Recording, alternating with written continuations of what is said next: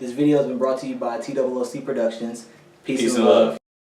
Welcome back to True Side of Context. Quan, Keem here. Clea. And today we're going to be discussing controlling narcissists and how to deal with them.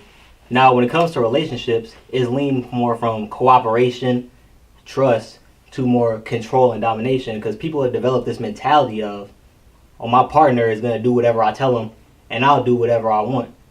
Now, with the premise being stated, how do you guys feel about this narcissistic slave mentality? Right. Honestly, you make a good point about that, because it's almost like people develop like some kind of aggressive nature where they have to like have like that type of control over everything. And you're right, because it is a form of narcissism. But at the same time, it's like, I'm not even gonna say like anything as far as don't have an understanding about what each other says. Like if it's your partner, maybe a friend, a family member, you should always try to have like some type of mutual understanding of what's going on. But at the same time, it shouldn't always have to be about, oh, I have the muscle to overpower you and control you and feel like whatever I say goes. It's more like if you, because at the end of the day, I think I've said this before many times, that we should all have some type of balance of the decisions that we make. Yeah.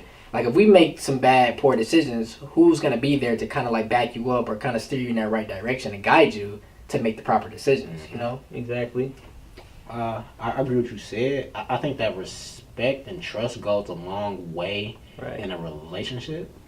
I feel like even if it's something you don't want me to do, you should have the trust in me and respect that I won't do anything stupid. You know what I'm saying? Right. You're right. You can't. Of course, there's gonna be stuff in a relationship that you don't want your partner doing. Right. Right. We all gonna have that, but I should also set that should be acknowledged beforehand. Exactly. You just no person should just have the absolute rule in a relationship.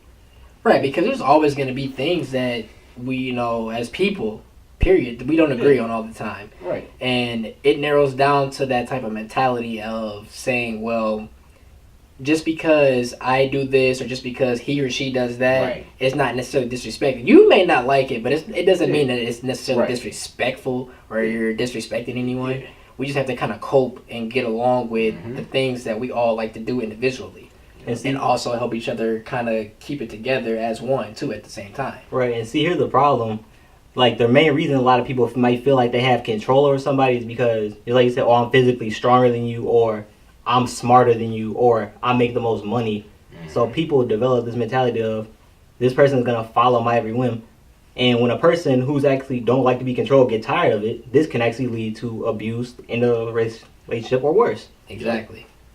So I think the main message here is basically is kind of keep it together.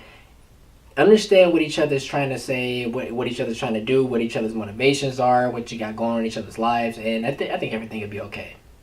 Like, good points, y'all. But we really want to know, what do you guys think? Comment down below. Be sure to like, share, and subscribe to the channel. And remember, stay strong.